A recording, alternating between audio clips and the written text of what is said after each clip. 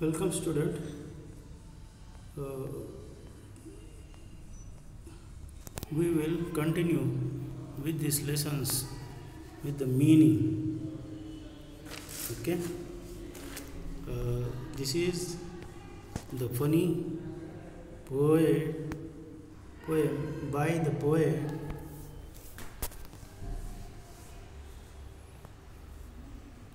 C. J. Dennis. C. J. Dennis. Okay. Uh, Let us continue with the explanation. In the previous lecture, we completed this first stanza. Second started. It lives on weeds and battle gums and has a funny face. Its appetite is hearty. Appetite means Appetite means the desire for food. Okay. Hearty means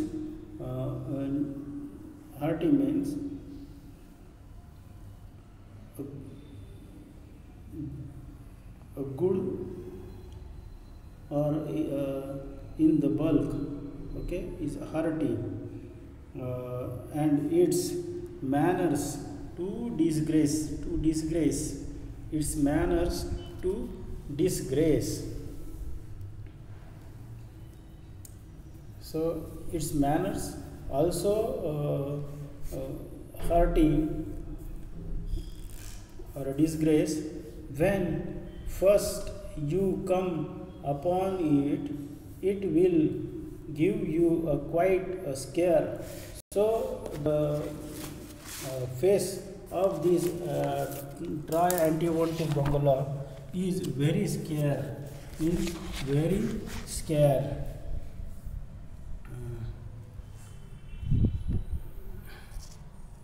But when you look for it again, you find it isn't there. So when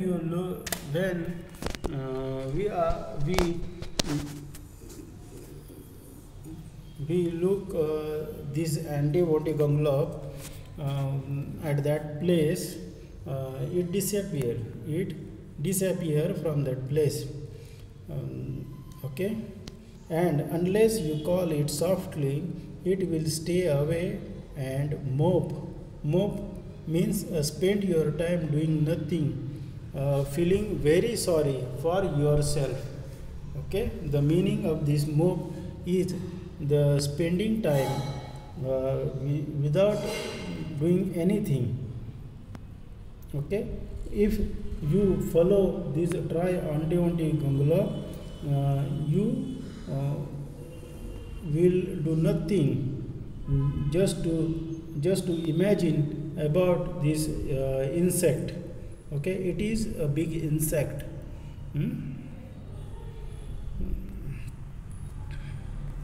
Here is the picture of confusion. In a confusion, and the tri-antibiotic envelope disappear from its place. Okay. So it is not a real insect, but it is just an imagination that this poem try to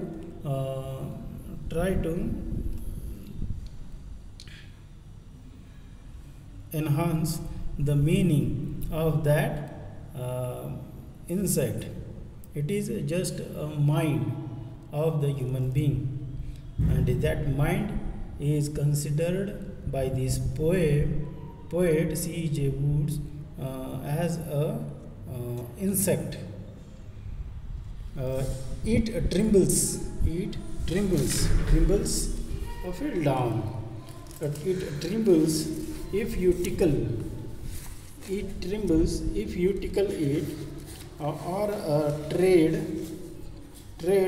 upon its toe. It is not an earlier riser, but it has a snubbish nose. The snubbish,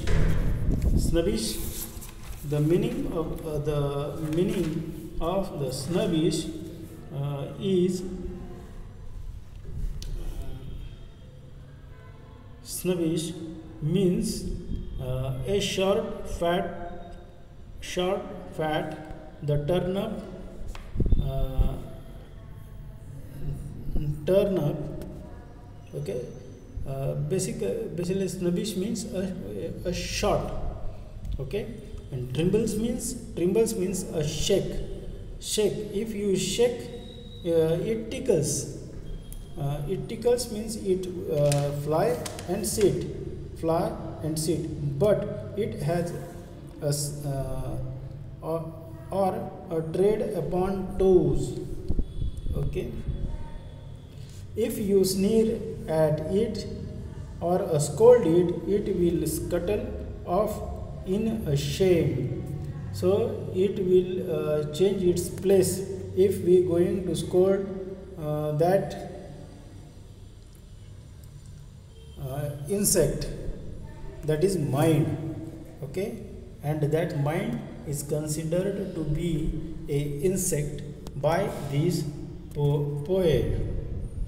It is purr quite proudly if you call it by its name. So the calling this insect is not easy, and offer it some sandwiches of a sealing wax and a soap.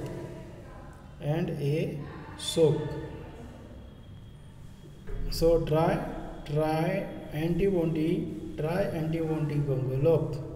If we offer a bread slice with the waxy layer to this imaginative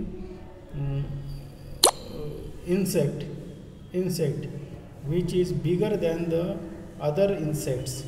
Okay, it look like a funny, having the different types of feathers and more than 6 legs.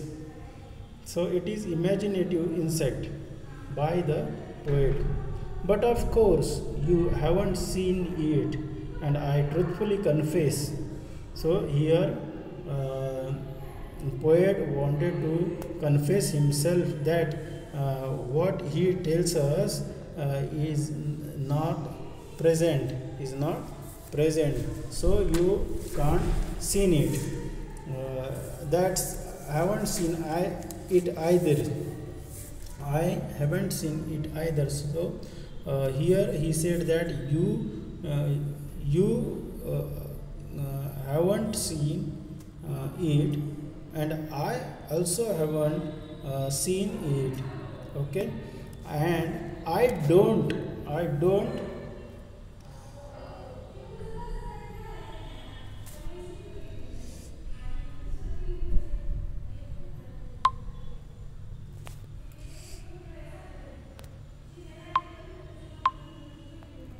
and I haven't seen it.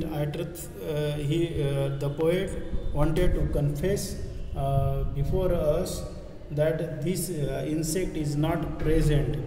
Okay, though there really might have been if the trees and grass were purple and the sky was bottle green. It's just like a joke of mine, which you will forgive, I hope. So here poet wanted to forgive him, and he has a hope of that we will forgive him because of this, because of making this little joke. Here we completed this funny poem of Anti-Wanti Gongolop,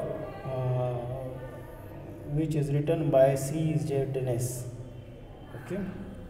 Now, student, you have to read it properly and find out the rhythmic words and write down in your notebook.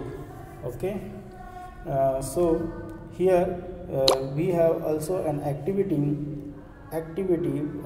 in this poem, that this insect is really exist or not. and you have to make a picture of different types of insect. Okay, so here we completed this poem, that's try anti gongolop. Okay, and this homework also given to you. Now in the next lecture we will continue with this 10th lesson, 3 sack of rice. Okay, this is also one story which gives us a lesson. Okay, so we will continue with this lesson into the next lecture. Okay.